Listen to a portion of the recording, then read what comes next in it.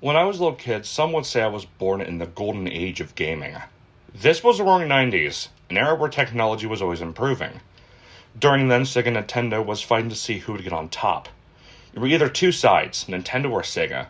My family, however, was a Sega household, and we owned pretty much every Sega console besides the Master System. When the school year started in 1992, I overheard some students talk about a game known as Sonic the Hedgehog, and how awesome it was compared to Mario. I was a little skeptical, however, as I thought beating Mario was near impossible back then. But then I saw the advertisements and I was blown away by it. I was soon dying to play this game, knowing we had a Sega Genesis in our home. Thankfully, my begging got me somewhere, as that following Christmas I got Sonic the Hedgehog. I played it all the time, even on school days. I mean, who could blame me? The game had this addicting gameplay with speed and really good music for the time. If you play the original Sonic, you would know what I mean.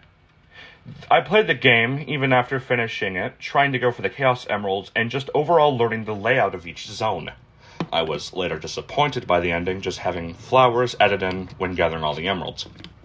Although, when I got older, I decided to get into sports. I stopped playing games in general. I remember after graduating, my mom came to me and asked if I still wanted my Sega Genesis console. And regrettably, I said no. Later that week, my mom sold it during her yearly yard sale. And I never saw it again.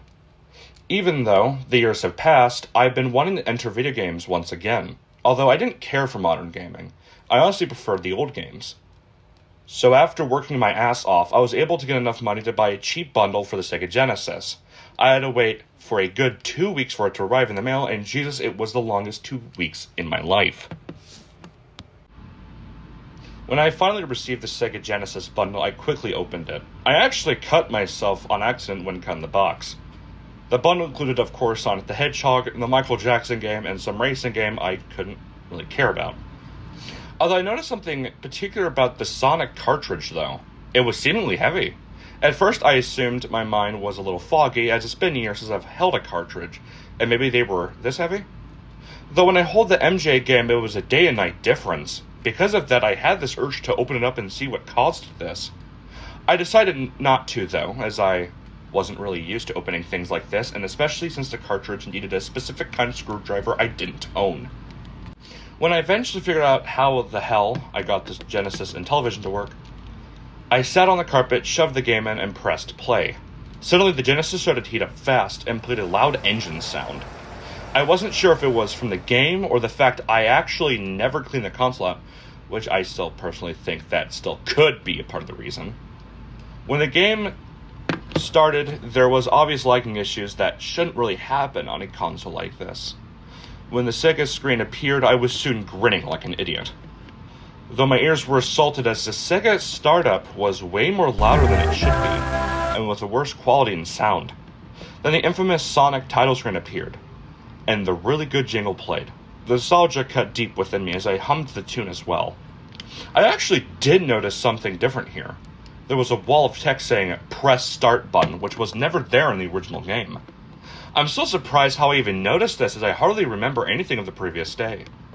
When I pressed play, the game tried to load Green Hill Zone, but instead it started to freak out and crash. The title screen just said Zone Act 1, as Sonic's sprite floated in the void.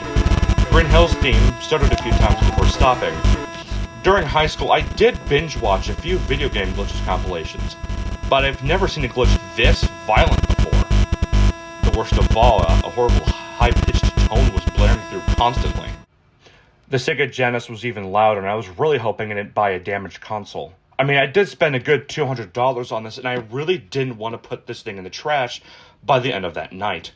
Then I did what any other person would do in this situation, and I took the cartridge out. But to my surprise, the cartridge was hot too.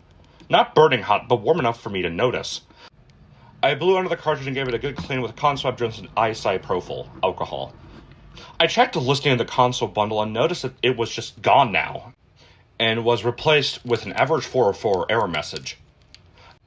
I shrugged it off and decided to put the cartridge back inside, but when I turned it on, the console didn't make a sound, and decided to try and quickly push through the beginning of the startup. But instead, something showed up after the Sega startup played. The next screen showed the words Bun Fun AI with a weird half circle with bunny ears on it. The startup audio of it was kids saying the name and then with cheering afterwards. This completely took me by surprise, as Sega never worked with other companies back then except with Traveler's Tales. And for the company, I've done research then and now, and I still couldn't find any info on them at all. The only results I did get was a stupid AI-generated program for 3D objects, but I knew that wasn't a culprit. Even with the company was strangely not any records, another weird part was the name itself. Bun Fun AI was weirdly childish sounding, and with AI in the name, I was actually seriously curious about what that could meant. When the screen disappeared, I was happy to see the Sonic Team Presents showing up, but that didn't last for much longer, as the title screen was completely different. The game seemed to be completely different after I restarted. The title screen did not show Green Hill, but instead a sunset beach-like area with purple water. Sonic's sprite was also different. While still sitting in the ring, he was noticeably more chonkier and looked like the Sad AM cartoon appearance. The ribbon was more of a slab-like shape and only said Sonic with green text. Something else odd about the title screen was just how much space his sprite was covering in the background, because I could hardly see the environment. The jingle was also replaced with a sad, more sorrowful feeling melody that reminded me of a lullaby. I just couldn't wrap my head around what I was saying. It couldn't have been real. I was wondering why this was happening. There should be a more grounded and explainable reason to why this was happening. Though with hardly any breadcrumbs to see, I generally couldn't figure out a reason to explain this. With my head buzzing in questions and thoughts, I realized that the game wasn't even starting. When the original game was finished with a jingle, it would start up Green Hill Zone immediately. But this didn't do it. I had to press enter to begin. And when the title card appeared, it showed Green Hill Zone for a few seconds. Then it suddenly glitched and the pixels broke apart and fused together, causing it to now say, Bubbly Beachside Zone, Act 1.